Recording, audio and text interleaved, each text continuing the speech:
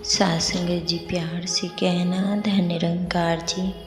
सासंगत जी, जैसे आप सभी श्रवण करते हैं बाबा गुरबचन सिंह जी महाराज के जीवन पर लिखी गई पुस्तक जीवन शिक्षा, आप जिसका आनंद लें। नेक्स्ट टॉपिक, पावन ज्ञान से ही पावनता संभव होती है। एक बार एक विद्वान सज्जन कृष्ण चंद्र शास्त्री अपने 2-4 साथियों को लेकर बाबा जी के पास पहुँचे। वह बहुत नम्र भाव के व मधुर वाणी बोलने वाले थे। उन्होंने दोनों हाथ जोड़कर बाबा जी को नमस्कार की और सामने कालीन पर बैठ गए। बड़ी नम्रता पूर्वक विनती करने लगे, महाराज, मैं आपके 2-4 संगत कर चुका हूँ। मुझे आपके मिशन के अनेकों बातें अच्छी लगती हैं, जैसे हर घट में प्रभु को देखकर हर एक का सम्मान करना, बच्चों, जवानों, स्त्री व हर एक को चरण छूकर हरियश करना, उठते बैठते श्वास श्वास प्रभु का सिमरन करना, मिलजुल कर एक ही पंक्ति में लंगर ग्रहण करना आदि। लेकिन मेरी तुच्छ बुद्धि में यह बात समझ नहीं आती कि आपके अनुयायी बार बार यह बात क्यों कहते हैं कि भक्ति के लिए कर्मकांड का कोई महत्व नहीं। अभी पंडित जी शायद कुछ और कहना चाह रहे थे कि उनका एक साथी बीच में ही बोल पड़ा, बाबा जी, मेरी समझ में तो यह बात भी नहीं आती कि पवित्र जीवन के बिना प्रभु प्राप्ति कैसे संभव है।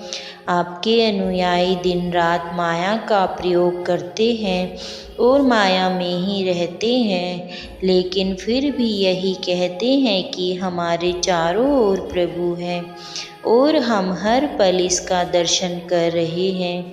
बाबा जी, मुझे समझ नहीं आता कि क्या कोई प्रभु कोई ठोस वस्तु है जिसके दर्शन यह हर पल हर जगह आगे पीछे ऊपर नीचे दाएं बाएं कर पाते हैं। हमारा तो यह मानना है कि प्रभु मन बुद्धि की पहुँच में से परे की शक्ति है। इतना कहकर वह व्यक्ति भी खामोश हो गया। पंडित जी ने सहज भाव से निवेदन किया, बाबा जी, हम ही बोलते जा रहे हैं, आप जी भी कुछ रोशनी डालें।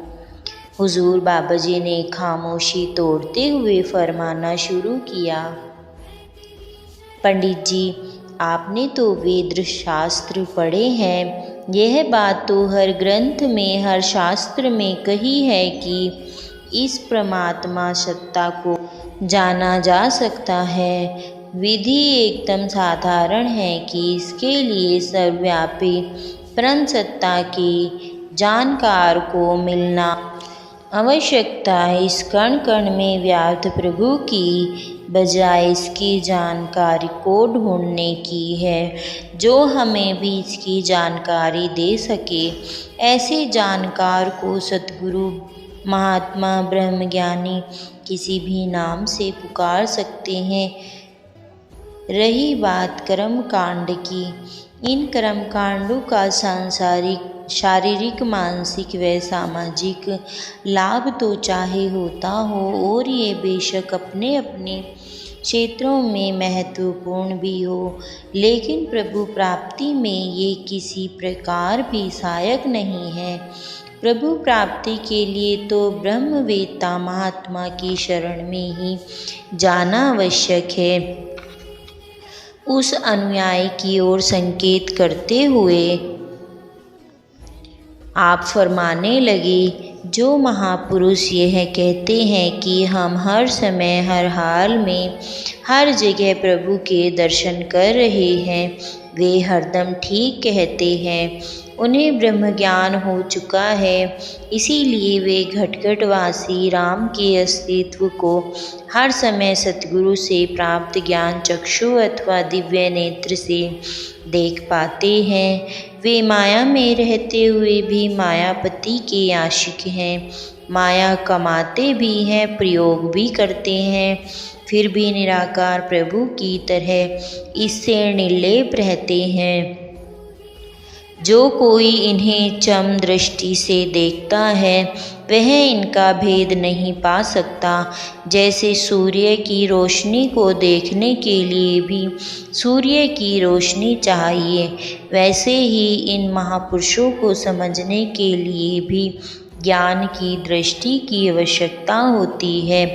पहले भी जो जिज्ञासु इसकी खोज में गए हैं वे भी ये जानकर गए हैं, वे भी ऐसा जानकर महापुरुषों की खोज के लिए निकले हैं, चाहे वह जानकार उन्हें पास ही मिल गए या कहीं दूर जाकर। बाकी आप मुझसे यदि वेद शास्त्र के ज्ञाता हैं, मुझे तो वेद शास्त्रों को पढ़ने का अवसर नहीं मिला।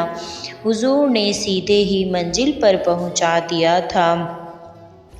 आप स्वयं ही जान सकते हैं कि जानकार उस्ताद से मिलने की देर है, इल्म समझ में आ जाता है।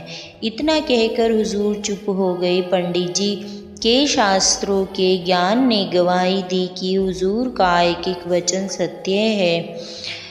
उन्होंने श्रद्धापूर्वक नमस्कार की और उठकर बाहर बैठ गए। जब वे बाहर आ गए तो दास ने उनसे बातचीत जारी रखते हुए पूछा कि क्या उनकी शंकाओं का निवारण हो गया है। तो पंडित जी कहने लगे, बाबा जी के एक एक वचन तीर की तरह शंकाओं को विच्छेदित कर रहे थे। उनके जाने के बाद 10 की आंखों के सामने संत निरंकारी मिशन के उन अनेकों संतों के चेहरे घूम गए जो ज्ञान लेने से पहले सामाजिक व नैतिक पक्ष के बहुत ही हीन जीवन जीते थे। इन्हें न तो जीवन का अच्छा साथ मिला, न उत्तम मार्गदर्शन और न ही अच्छा बनने का अवसर। ब्रह्म ज्ञान प्राप्ति के बाद इस पावन पावक निर्मल निरंकार से मिलकर ही मानव निर्मल और पावन बन जाता है। लाख अच्छाइयाँ और नेकियों को प्रभु प्राप्ति के लिए कोई गारंटी नहीं बन सकती। बेशक मानव जीवन में इनका महत्वपूर्ण स्थान है, लेकिन यदि दुराचारी और चरित्रहीन भी ब्रह्म ज्ञान रूपी गंगा में स्नान कर ले तो आवश्यक चरित्रवान बन सकता है। संत महात्माओं की संगत और निरंकार की रंगत उनके विचारों और कर्मों की कायाकल्प कर देती है। संत जनों की सेवा उनके जीवन में निखार ले आती है। फिर वह देखने में चाहे माया में ही विचरण करता हुआ दिखाई पड़े, लेकिन अपने अंतःकरण से निर्लेप रहता है। यही बात शायद मायावी निगाह को दिखाई नहीं देती, लेकिन जब महात्मा भेद खोलता है तो विचारों को एक नई नवीली दिशा मिल जाती है। इसी प्रकार एक बार विश्व धर्म सम्मेलन के संबंध में बहुत से धर्मी के प्रतिनिधि दिल्ली इकट्ठे हुए थे। सम्मेलन संपन्न होने के उपरांत कुछ धर्म प्रतिनिधियों को साथ लेकर आचार्य प्रभाकर मिश्रा जी और श्री प्रेमचंद जी गुप्ता हुजूर बाबा जी के पास पहुँचे और बड़े नम्र भाव से निवेदन करने लगे, बाबा जी हमने सभी धर्मों के बारे में जानकारी प्राप्त की है और आपके विचार भी सुनने को कई बार मिले हैं। हर धर्म ने ही मानव को नेकी, ईमानदारी, प्रेम, दया और करुणा की राह बताई है। फिर निरंकारी मिशन के भक्तों और अनेक धर्मों को मानने वालों में क्या अंतर है। जबकि आप भी उन्हीं दैवीय गुणों का प्रचार कर रहे हैं। हुजूर ने उनकी बात को बड़े ध्यान से सुना और फरमाना शुरू किया, सच्चा धर्म एक ही है और वह है मानव जीवन में अपनी आत्मा के मूल परमात्मा की पहचान करके नेकी और सच्चाई की राह पर चलते चलते अपना जीवन व्यतीत करना। महापुरुष कभी भी संसार में किसी नए धर्म की स्थापना के लिए नहीं आते, लेकिन क्योंकि वह धरती के किसी एक इलाके में पैदा हुए होते हैं, किसी एक संस्कृति में पले होते हैं और अपने जीवन काल के सीमित साधनों के कारण कुछ सीमित स्थानों तक ही सत्य की आवाज़ फैला पाते हैं, इसीलिए जिस क्षेत्र या कौम में यह महापुरुष पैदा होते हैं, उस कौम में लोग उन्हें अपना मानने लगते हैं। समय पाकर धर्म का मूल सार प्रभु का ज्ञान विलुप्त हो जाता है और बाकी रह जाता है धर्म की परंपरा, नियम, रीति रिवाज और उस धर्म का ग्रंथ, जिसके सही अर्थ समझने के लिए भी किसी ब्रह्मज्ञानी की आवश्यकता बनी रहती है। आपका कहना सत्य है कि प्रत्येक धर्म ही प्रेम, दया, करुणा, नेकी और ईमानदारी की राह दिखाता है, लेकिन इन गुणों को धारण करने के लिए भी ब्रह्मज्ञान की जरूरत पड़ती है, अर्थात निराकार प्रभु की पहचान की, ताकि मानव उसे अंग संग समझ कर उसके अस्तित्व को सर्वत्र अनुभव करके बुराई से तौबा करके नेकी व सच्चाई की राह पर चलते रहे। इस प्रकार जो सत्य की राह पर चलता रहता है, दैवी गुण उसमें खुद ब खुद ही पैदा होते चले जाते हैं। बस इतना ही अंतर है निरंकारी मिशन और अन्य सभी में। निरंकारी मिशन निरंकार की पहचान के बाद भक्ति करने को कहता है, जबकि अन्य भक्ति के द्वारा दैवी गुण के से युक्त होकर प्रभु से मिलने की बात की जाती है। हुजूर के वचन सुनकर उनकी संतुष्टि हो गई, लेकिन उन्हीं में से एक ने अपने मन में उठ रही तरंग को हुजूर के चरणों में रखते हुए कहा, बाबा जी, केवल एक प्रश्न और। जब हम सारे धर्म ग्रंथों का अध्ययन करते हैं तो हमें कई स्थानों पर और कुछ बातों में भिन्नता भी दिखाई पड़ती है। यदि सारे धर्म ग्रंथ एक ही हैं तो कहीं कहीं भी भिन्नता क्यों है? हुजूर ने इस महान अनुभव को समझाते हुए फिर फरमाना शुरू किया, मैं पहले भी बता चुका हूँ कि गुरुओं, पीर, पैगंबरों ने जो वचन उस समय के लोगों को उनकी मानसिक व सामाजिक स्तर के अनुसार समझाने के लिए कहे, वे धार्मिक ग्रंथ में अंकित हैं। धरती के अलग अलग भागों में रहने वाले लोगों पर वहाँ की जलवायु, धरातल, सामाजिक, आर्थिक, राजनीतिक वातावरण का प्रभाव पड़ता है। इसीलिए महापुरुषों ने जिन लोगों को उपदेश देना होता है, उन्हें पहले अज्ञानता से निकालना होता है।